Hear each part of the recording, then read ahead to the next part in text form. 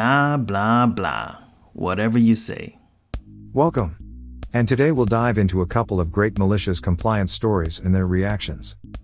Coming up we have. Here is your 0.00% idle time. My boss wanted me to dress for him. Then, ex-wife told me to remove all my stuff from her storage unit. So I did. I just know you will like these stories, so this should be a fun story session.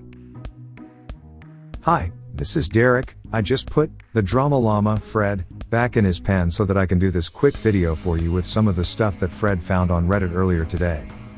If this is your first time watching our videos, help me out by watching to the end, and then giving me some feedback in the comment area below. I do respond to every single one, so don't be shy. And if you want more of these videos daily, don't forget to like and subscribe, with notifications turned on for this channel. Oh boy, let's get ready for some malicious stories. Rocky3E33 posted. Here is your 0.00% idle time. I worked for a company that provides a utility truck. And one of the analytics they monitor is how long the truck stays in place with the motor on. The target number was something like 3%. I consistently was stuck in traffic due to my area being changed to the downtown area of my city and naturally raising my idle percent. My supervisor began constantly badgering me over the raise of my idle percent. About 10 to 12% higher now. After they decided to give me a written verbal warning, I became the most efficient truck no idler in our branch. And I brought it down to a 0.00 by shutting the truck off at every stop sign. Red light, highway stopped in traffic, in drive-through. And instantly off when I got to where I was going. Now remember, this is a utility truck that is charging my 2 phones, laptop, tablet and my various equipment's rechargeable batteries. All this juice sucking and no alternator spinning, putting the power back into the truck battery, causing it to die. A lot. Now the rules the company had made it forbidden for me to jump the truck myself. So I had to call the company and they sent out a tow truck to jump start it for me. I could do it myself anyway and probably would have. But they are writing people up out here for petty poop, and every time I call this tow truck it takes a minimum of 2 hours for it to show up. I began doing this multiple times a day, every day, until they figured my truck was broken. It goes to the shop, checks out, they give it back, I kill it again. They end up giving me an entirely new truck, I start killing it.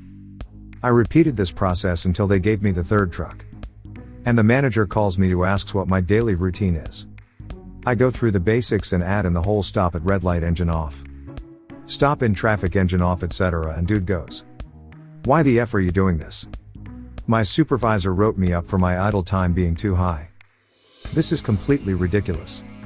He tossed my write-up and I'm guessing talked to the soup because I never heard a word about idle time again and I quit caring about it. There's my dumb petty story, thanks for reading. Made work past tense, I don't work for this poop hole anymore.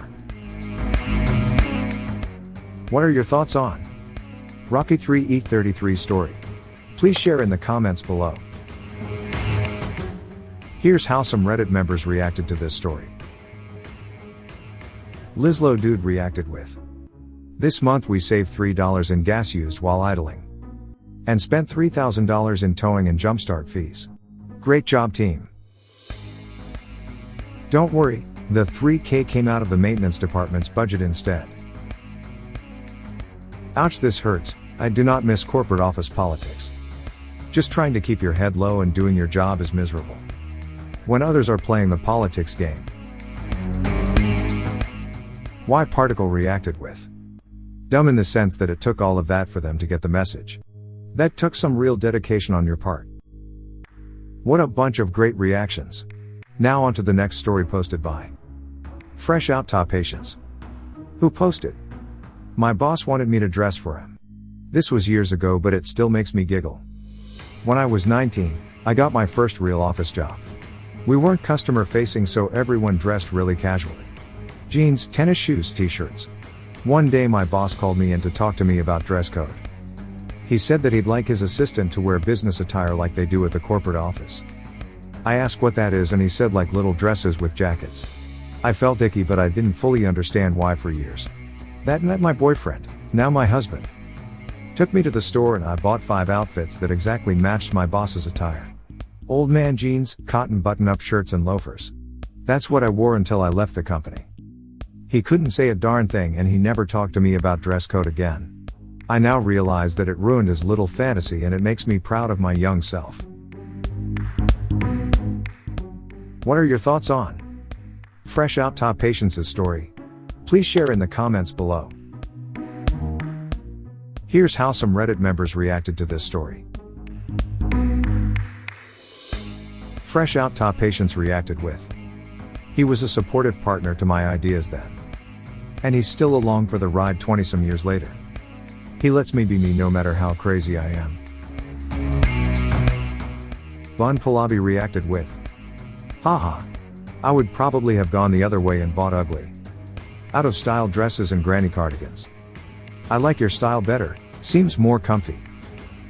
Rheumatistic Werewolf reacted with, "My boss told me to wear makeup to help me look better. Lol. Who says sexism is dead? I wish I had the balls to wear solid blocks of unblended red eyeshadow. With no mascara/eyeliner just to F with it.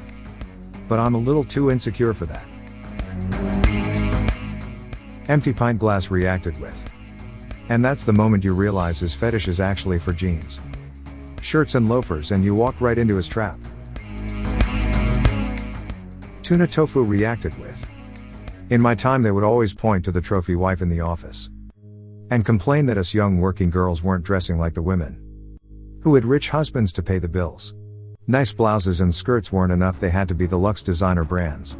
In retrospect I think they were trying to cover up how little they paid us. All lipstick on a pig kinda thing." What a bunch of great reactions. Now on to the next story posted by Vark4731. Who posted, "Ex-wife told me to remove all my stuff from her storage unit. So I did. My ex-wife and I split because she cheated. So our separation was quite tumultuous. She still hasn't apologized for the act of cheating. And still denies it even though I know beyond any reasonable doubt that she did. I was incredibly hurt at the time and I'll admit I wasn't acting my best. But I still tried to treat her fairly. When she left we agreed that she would take over the payment on our car. Because she needed it for work. Our other car was totally paid off. And I couldn't afford the payment on the one that she drove. But I agreed to leave my name on the loan because her credit didn't qualify. To be honest, I didn't really have an alternative. I told her that she could keep it for as long as she made the payments. And that if she paid it off I would immediately sign her over the title. But if she started flaking on the payments I would have the car voluntarily repossessed.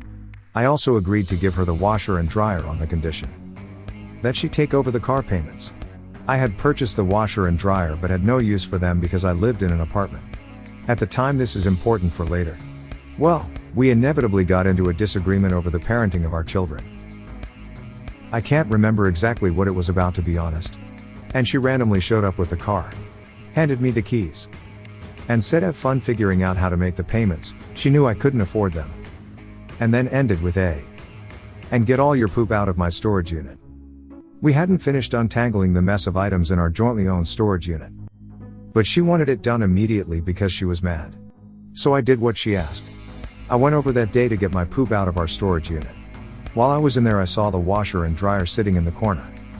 And immediately remembered that I had only given them to her on the condition that she pay off the car. So I took them. I had absolutely zero need for them at the time. But she had very specifically wanted my poop out of her storage unit.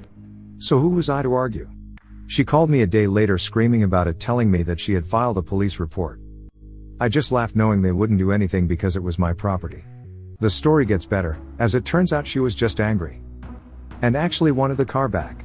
Well, the day after she had dropped it off on me, I got into a freak accident. And totaled it. Everyone was okay. So she ended up without a car and I never had to make a single payment on it.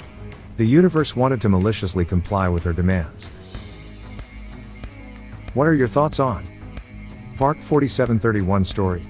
Please share in the comments below. Here's how some Reddit members reacted to this story. Vlad Taltos reacted with, "Once watched my brother's ex throw a big frozen roast at him. Was her last act of desperation as he and I moved his poop out of the house. Darn roast bounced off the door and he caught it in stride. And walked out with it as well. We ate it for dinner later that night back at his new place. Bro, how TF does a roast bounce? Also, I think I would have lost my mind if I saw your brother nonchalantly catch a roast. To only just turn and walk away like that wasn't the most interesting thing to happen that day. Misa Queen reacted with, perfect. She tried to make a big stink not thinking you would follow through. She lost her car in the washer or dryer because of her temper tantrum. And she's the one to blame because you did everything but the book. And finally, Eat More Artichokes reacted with, reminds me of when I split with my ex and was on the hook for the payments on her car. She totaled it a week later. Check came to me since I had the house. Insurance company never sealed the envelope, check had both names on it. Was great to pay it off with $4,000 left over. Still had to split that with her after, but a $20,000 sword dangling over my head was gone.